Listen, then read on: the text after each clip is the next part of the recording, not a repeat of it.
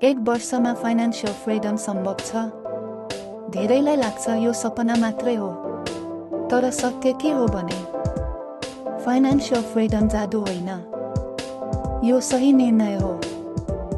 Financial freedom भनेको धनी हुनु मात्र होइन, पैसाले तपाईको लागि काम गर्नु हो।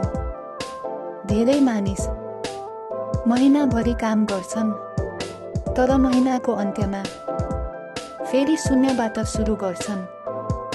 यसको कारण के हो? तलब मात्र पर्याप्त हुँदैन। एक इन्कम सोर्स कहिले फ्रिडम दिँदैन। यदि तपाईँ फाइनान्शियल फ्रिडम चाहनुहुन्छ भने पहिलो कुरा आफ्नो सोच बदल्नुहोस्। पैसा खराब होइन, पैसा शक्ति हो, यदि सही तरिकाले प्रयोग गरियो भने। अब कुरा गरौँ एक वर्षको यथार्थ योजना बारे। पहिलो, एक अनलाइन स्किल सिक्नुहोस्। जुन स्किल इन्टरनेटबाट बेच्न सकियोस्, जस्तै content creation, freelancing, digital services.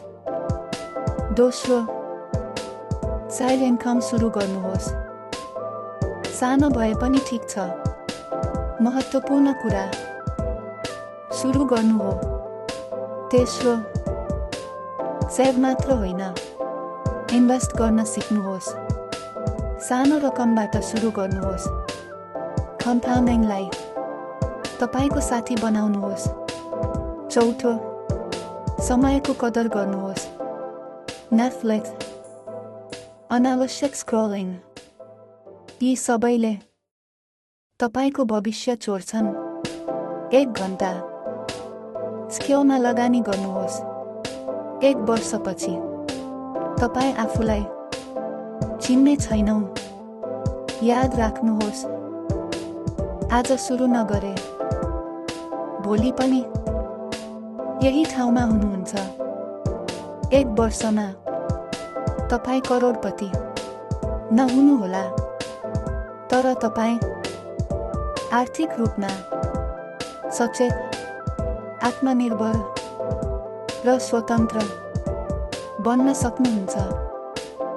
Financial freedom एक दिनमा आउँदैन, तर सही दिशा रोजे एक वर्षमा जीवन बदलिन सक्छ।